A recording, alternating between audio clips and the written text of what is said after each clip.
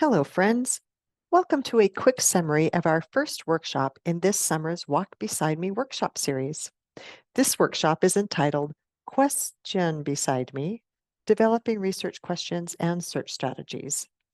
There will be two parts to this summary. This first video will focus on developing research questions, and the second one will focus on searching. So really quick, just want to summarize what the Walk Beside Me workshop series is all about. The title of our series draws from the children's song of I Am a Child of God, and it implies the element of collaboration, especially with our Writing 150 teachers. So the idea is that we are trying with this series to help you develop a menu of things we can offer to the Writing 150 teachers, of things that you are comfortable teaching that then they can choose from as things that will be useful to be used in their classes. You don't have to choose all the activities that you'll see in this workshop series over the next few workshops, but pick the ones you are comfortable with.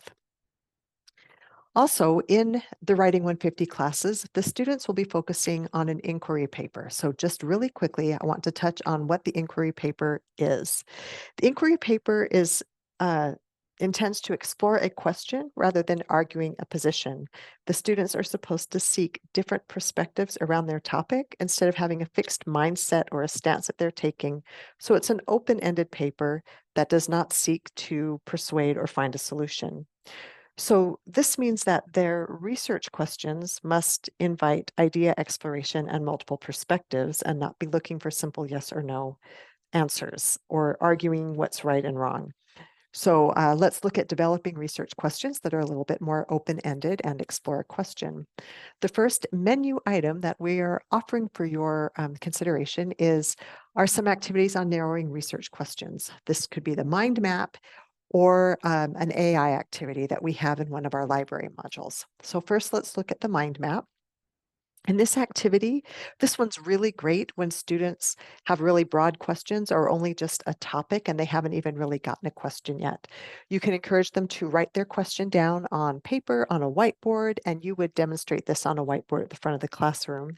But have them write down their question, and then around the question, they can write who, what, where, when, why, and how, and just kind of brain dump anything that they're already thinking about that might fit in any of these categories. You might have them write some keywords off to the side too, that they can kind of start working on getting some synonyms for searching. And then after they've done their brain dump, you can take them to Wikipedia and kind of show them how they can get some good information on the conversations going around, getting some good key terms. This is a good time to also maybe take them to ChatGPT or Copilot and see if they can find key terms or topics related to this, other subjects that are in the conversation on their topic. And from then, those parts, they can start putting together possible questions by just piecing together the different things that they have already written up on the board.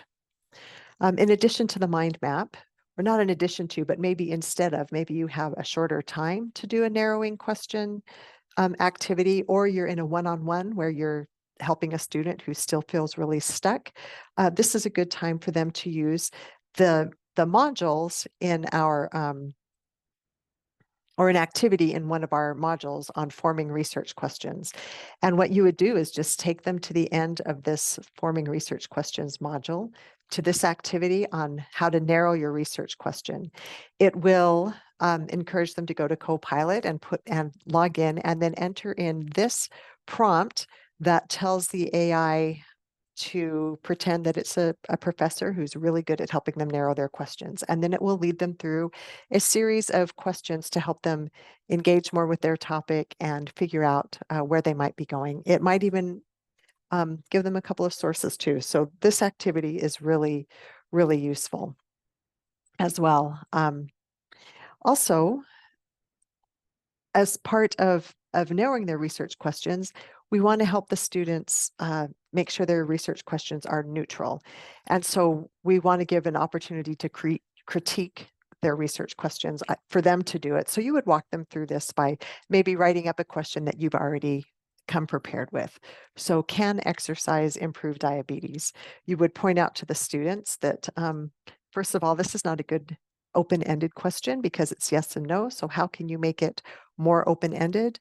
You can also point out that improve already implies some kind of judgment. And so what kind of more open-ended words could they use to make their question less judgmental sounding, I guess, or less closed.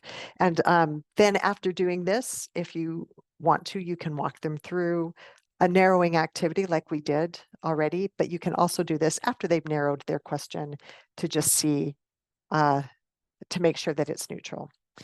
And that is our narrowing questions summary.